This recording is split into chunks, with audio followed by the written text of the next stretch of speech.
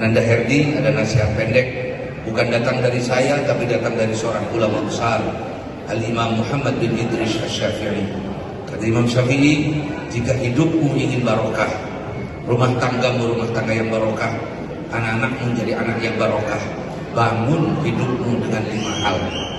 Mudah-mudahan nasihat ini tidak hanya pengantin baru, tapi pengantin kadaluarsa yang biasanya rada susah. Apa konsep membangun rumah tangga yang barokah itu? 1, ghinan nafs. Hatinya harus hati yang kaya.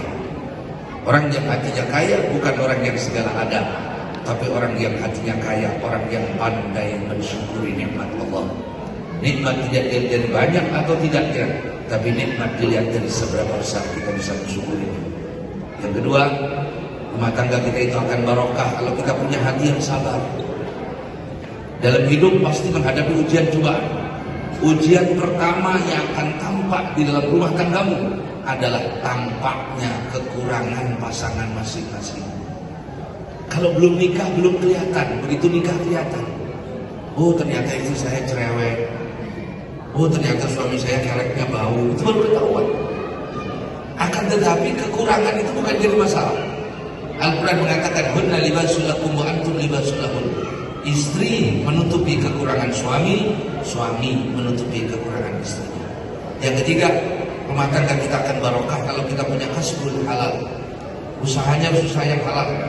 Bangun hidupmu seindah apapun, rencanakan rumah tanggamu sehebat apapun. Jika rezekimu datang dari arah yang haram, tidak akan diberkahi oleh Allah. Yang keempat, rumah tangga kita akan barokah kalau kita punya libasul taqwa. Pakaiannya harus pakaian takwa. Ananda Herdi jadi suami yang bertakwa. Suami yang bertakwa bukan sekedar yang bisa mencukupi kebutuhan anak istrinya, tapi suami yang bertakwa adalah yang bisa menjaga anak istrinya supaya tidak masuk neraka. Kata Aisyah, karena Rasulullah la yaghdab li nafsihi walakin yaghdab li rabbih. Nabi itu kalau marah, marahnya bukan karena diri sendiri, marahnya karena Allah. Anak istri merusak barang di rumah, Nabi gak marah. Coba-coba anak istri melanggar aturan agama, Nabi marah luar biasa. Jangan ikut-ikutan suami zaman sekarang. Anak rusak barang di rumah, domelin. Anak tidak sholat, istri tidak sholat. Anak tidak tutup aurat, istri tidak tutup aurat. Dia bisa bahasa celaka laki-laki yang seperti itu. Ananda darah, jadi istri-istri yang bertakwa kepada Allah.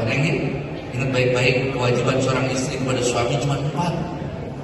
Ingat baik-baik, gara-gara 4 ini masuk surga, gara-gara 4 ini masuk neraka. 1, ta'atu zawjiha, taati suamimu apapun perintahnya selama tidak bertentangan dengan perintah agama. Istri harus taat. Tidak boleh seorang istri puasa sunnah tanpa izin suami. Kalau misalnya mau puasa sunnah, ngomong sama suami, besok mau puasa. Kata suaminya, jangan, besok banyak yang hajatan. Nggak boleh. Harus izin ke suami. Yang kedua, ala takhruj min baiti illa bi'idznih. Jangan sekali-kali keluar dari rumah yang kira-kira suami tidak senang. Ayu mamra'atin, istri mana saja keluar dari rumah, suami tidak ridha, suami tidak senang, istri yang seperti itu dilaknat oleh Allah, dilaknat oleh malaikat sampai pulang ke rumah. Yang ketiga, taslimu nafsiha, serahkan diri kepada suami, jangan sekali-kali nolak kalau suami manggil ke tempat tidur. Yang keempat, kewajiban seorang istri kepada suami, mu'asyarah bil ma'ruf, gauli suami dengan baik, ya. Dan buat suami, jangan kayak ibu zaman sekarang, kondangan bedak sekotak habis, minyak wangi sebotol ludes. Kadang-kadang ketemu suami mandi juga enggak. Suami membelikan alat berhias itu supaya engkau berhias untuk suami. Depan orang kelihatan cantik, perlu depan suami harus lebih cantik. Yang terakhir, rumah tangga kita akan barokah kalau kita punya sikap billah.